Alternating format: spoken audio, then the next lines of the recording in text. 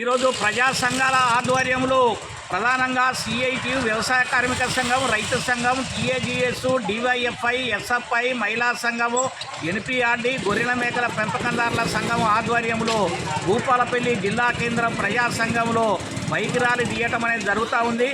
ఫిబ్రవరి 16 తారీఖు నాడు మోడీ సర్కారు కార్పొరేటు మతతత్వ వ్యతిరేక విధానాలను నిలుపుదల చేయాలని చెప్పేసి దేశవ్యాప్తంగా జరిగే అటువంటి కార్మికుల సమ్మె గ్రామీణ బంధును జయప్రదం చేయాలని చెప్పి ప్రజా సంఘాల ఆధ్వర్యంలో ప్రజలందరికీ ప్రచారం చేయటం కోసం ఈ కార్యక్రమం చేస్తూ ఉన్నాం.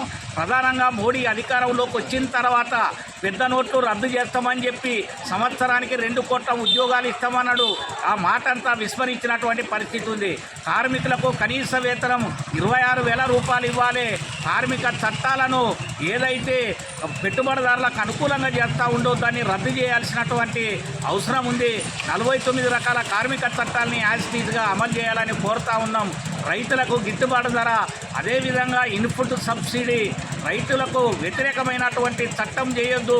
రైతుల భూములన్నింటినీ ప్రైవేటు వాళ్ళకు అప్పగించే అటువంటి చర్యలు మానుకోవాలని చెప్పేసి డిమాండ్ ఇందులో ఉన్నాయి.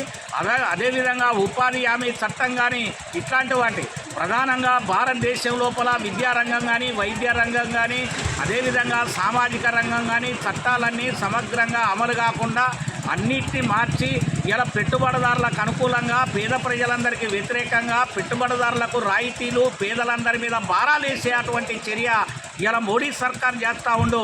అందుకని మోడీ సర్కారు విధానాల్ని నిరసిస్తూ దేశవ్యాప్తంగా బీజేపీ, బిఎంఎస్ తప్ప అన్ని పార్టీల ఆధ్వర్యంలో, అన్ని సంఘాల ఆధ్వర్యంలో, అన్ని ప్రజా సంఘాల ఆధ్వర్యంలో ఫిబ్రవరి 16వ తారీఖు నాడు జరిగే అటువంటి దేశవ్యాప్త సమ్మెలో భాగంగా, గ్రామీణ బంధులో భాగంగా ఈరోజు జిల్లా కేంద్రం కార్ల్ మార్క్స్ కాలనీలో ప్రజా సంఘాల ఆధ్వర్యంలో ర్యాలీ తీస్తూ ఉన్నాం.